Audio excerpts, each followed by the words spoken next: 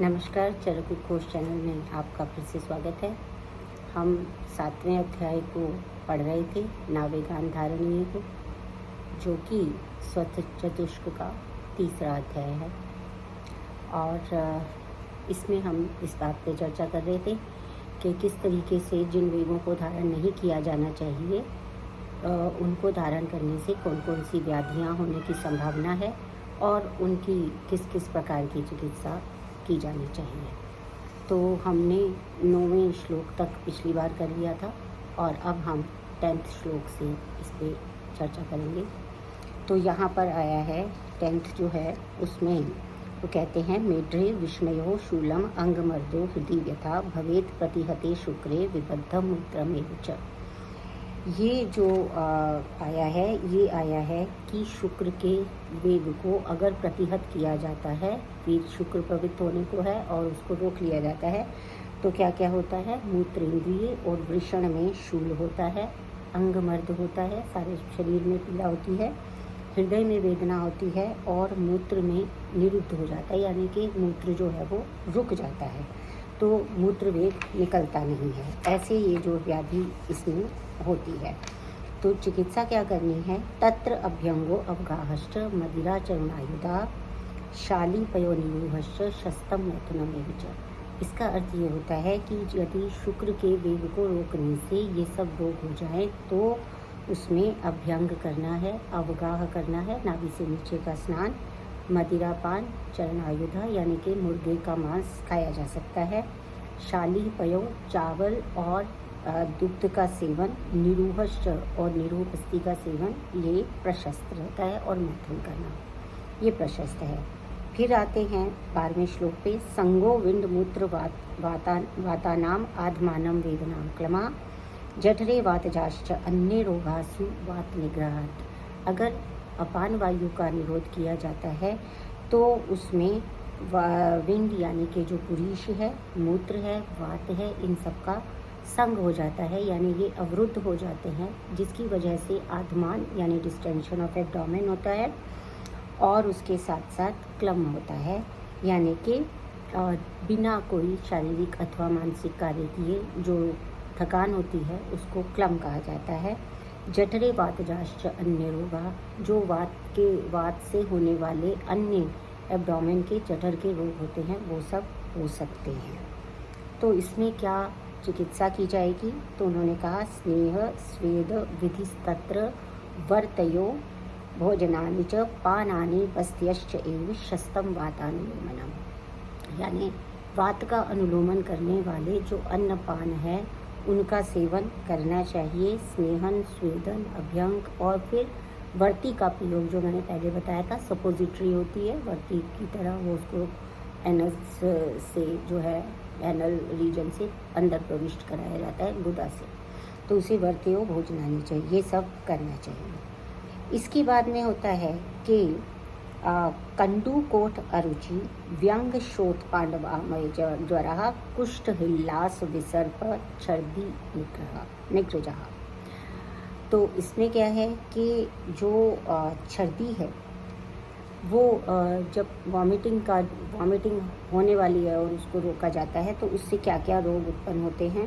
कंडू यानी कि etching, coat यानी कि रैशेस हो जाना, अरुचि भोजन में रुचि नहीं रहना, व्यंग यानी कि जो हमारे फेस है उसके ऊपर झुर्रियाँ आ जाना, पांडु रोग, ये सब रोग हो सकते हैं। इसके अलावा कुष्ठ हो सकता है, विसर्प हो सकता है, छर्दी, ये सब जो है विसर्प, ये सब जो रोग हैं वो छर्दी को रोकने से हो सकते हैं। वास्तव में छर्दी को रोकने से हम देखेंगे कि वो रक्त को जो है वो जो भी टॉक्सिन बाहर निकलने वाला था वो रक्त को दूषित करता है। उसी के कारण ये जो सारे रोग हैं कुष्ठ आदि जो रक्त के विकार के कारण उत्पन्न होते हैं वो सब इसमें उत्पन्न हो जाते हैं।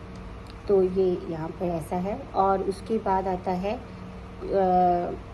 इसका जो चिकित्सा है वो क्या करनी है? भुक्त्वा प्रच्छर्दनम, भोजन करवा के और उसका वमन करा देना चाहिए, धूमपान कराना चाहिए, लंघन और रक्त मोक्षण, इस तरह से रुक्ष अन्नपानम व्यायामो विरेकश्च, वृक्ष अन्नपान का सेवन, व्यायाम और विरेचन करवा देना प्रशस्त रहता है। इसके बाद अगला वेद जो है वो करते हैं मन्यास्तंभा शिराशूलम अर्धित अर्धावभेद को इंद्रियाणाम च दौर्बल्यम शवथो स्यात् विधारणात्। जब शवथु का जो वेग है उसको धारण किया जाता है, यानी कि जो छींक का वेग है उसको धारण किया जाता है, तो उसके धारण से मन्यास्तंभ, ठीक है, नेक रीजन में स्टिफनेस, शिराशूल, अर्धित अर्धावभेदक और ज्ञानेंद्रियों की दुर्बलता होती है। तो इन विकारों में करना क्या चाहिए? तत्र ऊर्ध्व जत्रुके अभ्यंगा स्वेदो धूमः स नावनः हितम वातग्नम अद्यम च घृतम च उत्तर भक्तिकम।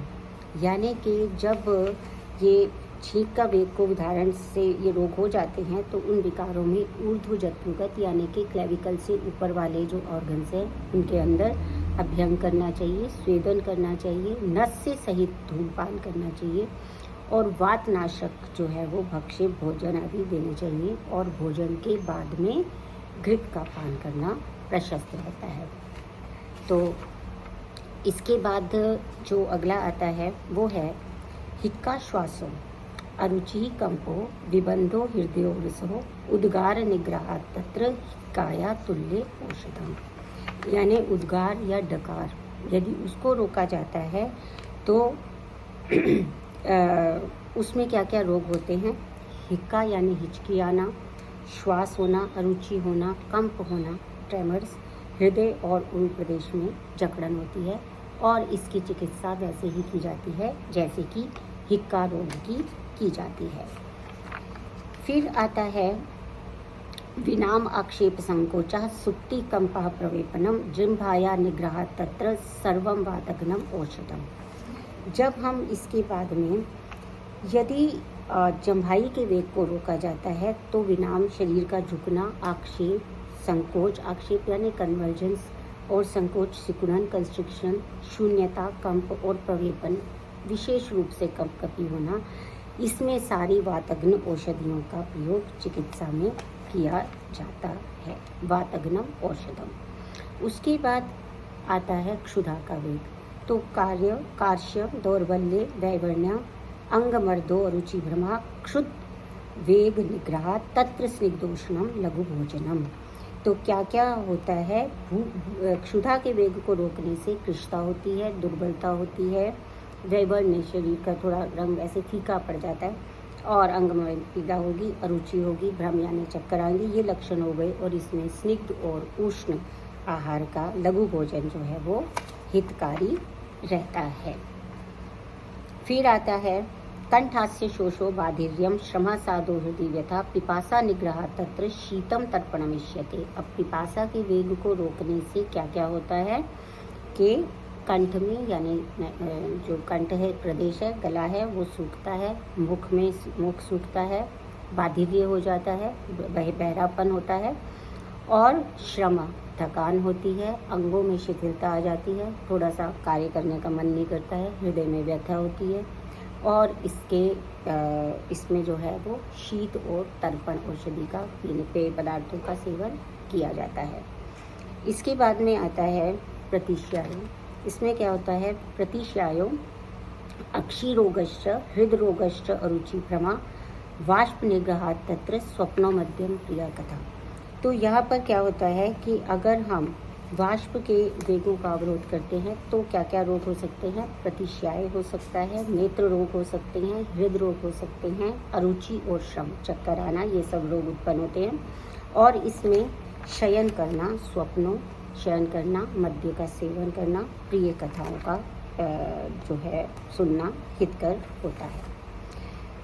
फिर क्या है? जिम्बा अंगमर्दस तंद्रा च शिरोरोगो अक्षि गौरवम निद्रा विधारणा तत्र स्वप्ना संवनानि च। जब निद्रा के वेग को रोका जाता है तो जिम्भा होती है यानी कि उबासी उसको बहुत ज़्यादा आएगी, अंगमर्द होगा, तंद्रा होगी, शिरोरोग होगा, नेत्रों में भारीपन होगा और इसमें रोगी को शयन कराना और उसको संवाहन करना। संवाहन का अर्थ होता है हाथ और पैरों को धीरे धीरे सुखपूर्वक दबाना। तो इससे जो ये रोग है इसमें ऐसा होता है। इसके बाद आता है गुल्म हृदरोग सम्मोह श्रवणी श्वास धारणात् जायन्ते तत्र विश्रामो वातग्नश्च क्रियाहिता।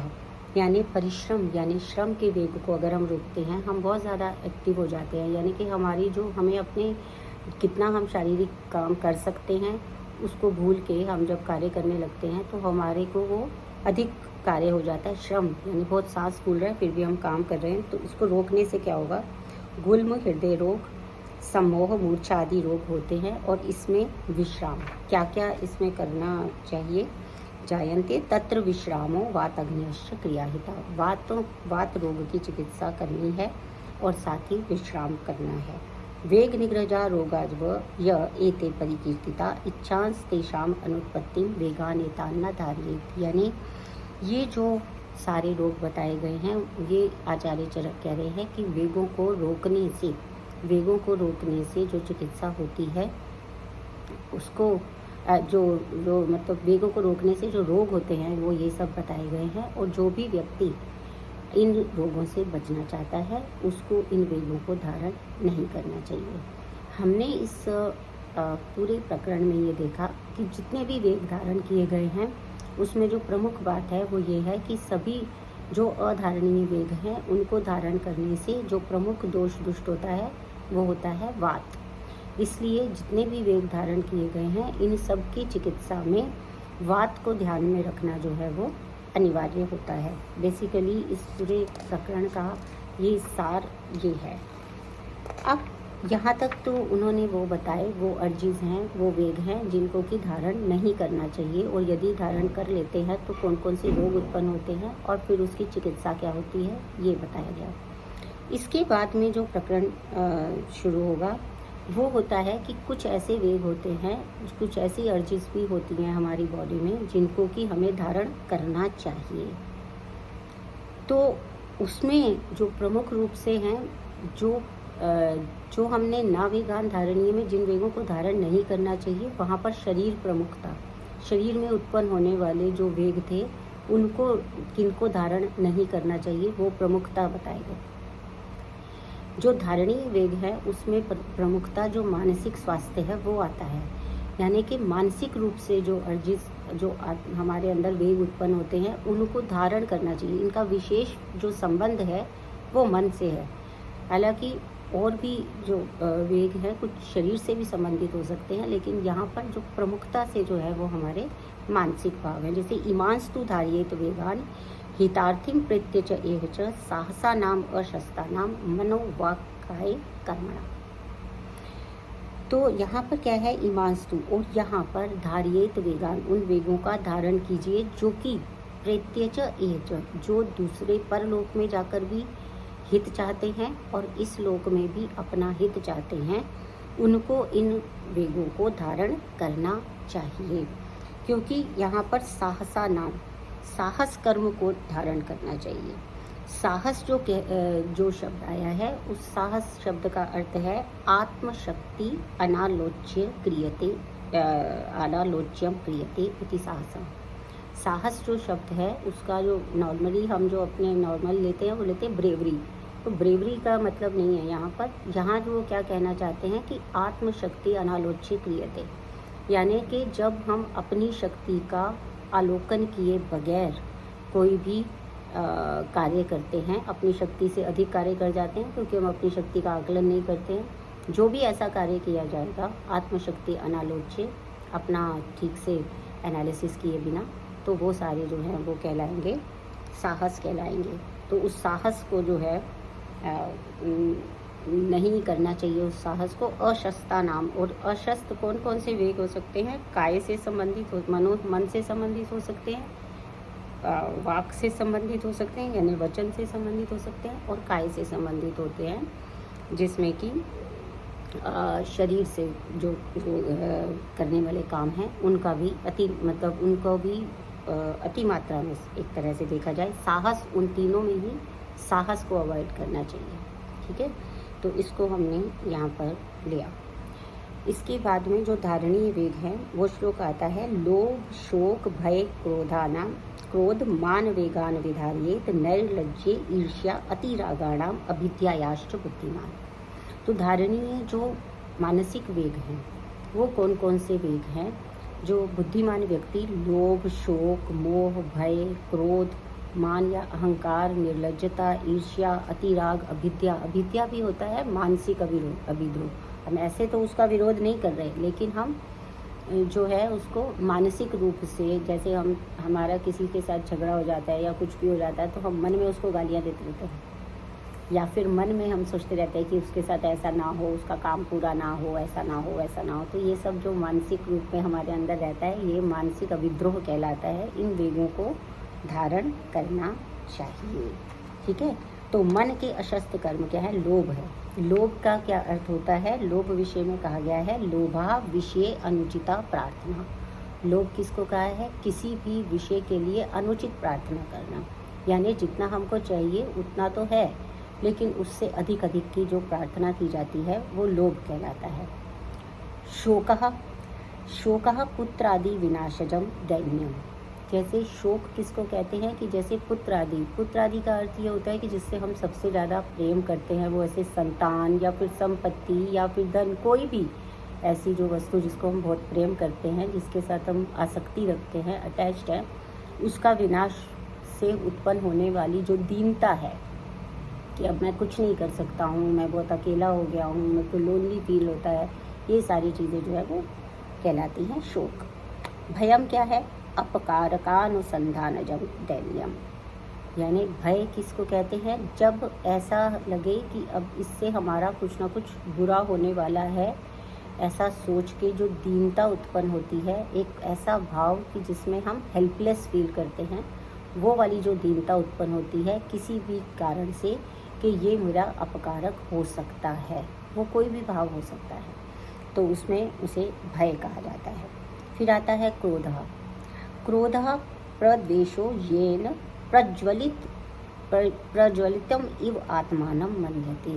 तो उसमें क्रोध क्या होता है कि जिसमें प्रद्वेष, उसको इतना ज़्यादा द्वेष, प्रकृष्ट रूप से इतना द्वेष, इतनी रिपल्शन हो रही है कि अपने अंदर ऐसे लगता है कि जैसे कोई अग्नि जल रही हो। इतना उसके जो किसी भी विषय या वस्तु या स्थान के प्रति इतना द्वेष या फिर हेट्रेड है कि उससे ऐसा लगने लगता है कि अपने अंदर जैसे कि अग्नि जल रही हो। इसको क्रोध कहते हैं। मानः है सद असद गुणाध्य आरोपे गुणानि उत्कर्ष प्रत्ययाः। इसका अर्थ ये होता है कि सद और असद गुणों के अध्यारोप से, सदा सद गुणा अध्यारोप से आत्मा में उत्कर्ष का कारण, आत्मा उत्कर्ष प्रत्यय। इसका अर्थ ये है सद तथा असद गुणों के अध्यारोप से हम क्या करते हैं कि अपने आप ही जो है वो जो भी, चाहे सही हो चाहे गलत हो, कैसा भी गुण हो अगुण हो, हम उसको अध्यारोप, अपनी आत्मा में अध्यारोप कर देते से। अध्यारोप का अर्थ है जबरदस्ती आरूढ़ कर देते हैं। है या नहीं पता नहीं, मेरे अंदर कोई गुण है या नहीं, कोई क्वालिटी है या नहीं, लेकिन मैंने स्वयं ही, जिसे स्वयंभू कहते हैं, स्वयं को ही सब कुछ सिद्ध कर दिया कि मैं ही सबसे ज़्यादा महान व्यक्ति मानना। जैसे नार्सिसिस्ट होता है, उसको लगता है मैं ही सही हूँ, मैं ही अच्छा हूँ, मेरे को ही सब कुछ आता है। तो ये सारी जो स्थितियाँ हैं, ये जो कारण है, इसको हम कहते हैं, इसको मान कहते हैं। फिर क्या कहते हैं? जुगुप्सा। जुगुप्सित गोपने इच्छा लज्जा, यानी कि जिसको नैर्लज्य है तो उसका जो तद अभाव हो नैर्लज्यम, यानी कि जिस चीज़ को कवर करके रखना चाहिए, छुपा के रखना चाहिए, उसको जो है अगोपनीय इच्छा, मतलब वो गोपनीय ही रहे। जिसे छुपा के रखना चाहिए वो गोपनीय ही रहे, इस भाव को लज्जा कहते हैं। और इसका जो अभाव हो जाता है उसको कहते हैं नैर्लज्य, यानी जो जुगुप्सित है, जिसे छुपा हुआ रहना चाहिए, कवर्ड रहना चाहिए, जिसको उद्घाटित करने की आवश्यकता नहीं है, वो छुपा ही रहे तो वो लज्जा है। लेकिन अगर ये भाव ना रहे तो फिर वो नैर्लज्य कहलाता है। इसके बाद क्या होती है? ईर्ष्या। समाने द्रव्य पर संबंध प्रतिषेध इच्छा ईर्ष्या, यानी कि अगर समान द्रव्य है, एक ही चीज़ के लिए दो लोग जो है कंपीट कर रहे हैं उस एक ही वस्तु के पीछे जो है दो लोग भागते हैं और दूसरे व्यक्ति की प्रतिषेध इच्छा यानी उसे ना मिले और मुझे मिले। एक ही जैसे आजकल होता है, एक सीट होती है, कई सारे उसमें एप्लीकेंट्स होते हैं और उनको वो ईर्ष्या हो जाती है कि ये सीट जो है वो इसको नहीं मिलनी चाहिए। अगर उसको मिल जाए तो उससे क्या होती है, हेट्रेड होती है, उससे ईर्ष्या होने लगती है ना। उससे जो है हमको द्वेष भी होने लगता है। अब इसके बाद आता है अतिराग।